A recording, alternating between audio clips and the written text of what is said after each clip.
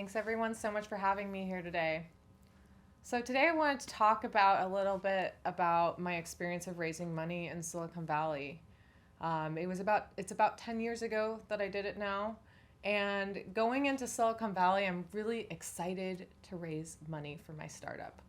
To just give some background on where I'm at 10 years ago, at around 26 years old, we've just done a hackathon. We won our $50,000 in startup funding out of hundreds of projects around the world. And I'm on this high where I feel like I'm an entrepreneur and I can do anything.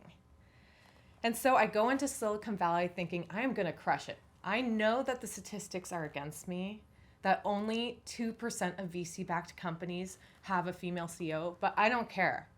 I feel like I'm on top of the world and I can do anything. And so I get really excited because there's this startup founder who's very well known in Silicon Valley, extremely well connected. He said, "Hey, I want to help you with your pitch." And so of course I say, "Yes, this is it. This is going to open all the doors for me." And I go into the meeting with him and I give him our startup pitch for this awesome survey company I have that I just am so passionate about. I give all my passion to the pitch. And at the end of the pitch, he stops me and says, "Okay, this is okay pitch, but I have a question for you. Are you going to pitch as the cute Asian or the tiger Asian?" And when he says that, I just am in shock. I don't know how to respond because I go into Silicon Valley and I just think that I have almost this feeling, okay, the cards won't be stacked against me. I'll be fine. But then all of a sudden with this question, I feel very torn and conflicted because I don't want to play into a stereotype. I'm just me. I'm Misa. Sometimes I'm a tiger when I play tennis or when I get competitive about business. And other times I can be a little bit more warm and charismatic with my kids or my friends. I don't want to play into that stereotype. And so after a lot of debating internally, I decide to let this very well-connected advisor, let him go as my advisor. And I start pitching to VCs in Silicon Valley, and it's a really tough process for me.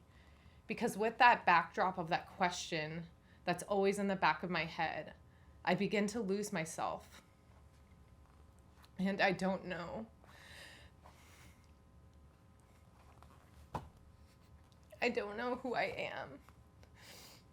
And so it begins to be very difficult because I lose myself as an authentic leader. And as I do more pitches to VCs, I begin to fail because they can see through the veil that I'm not who I am. And so as I continue to pitch, it gets to be a very big problem.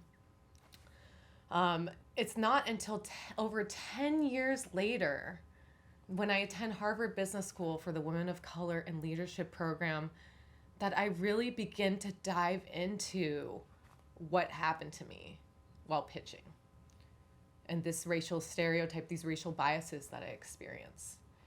And all of a sudden, in the middle of my Harvard Business School class, there's this aha moment where the professor says, this is quote, "Asian American women have trouble breaking the ceiling because they're either considered cold and competent, so cold and very smart, or if they're warm and nice, they aren't considered competent." And so all of a sudden I have this aha moment that this feedback I got is what so many Asian American women have to experience on a day-to-day basis when trying to break the ceiling.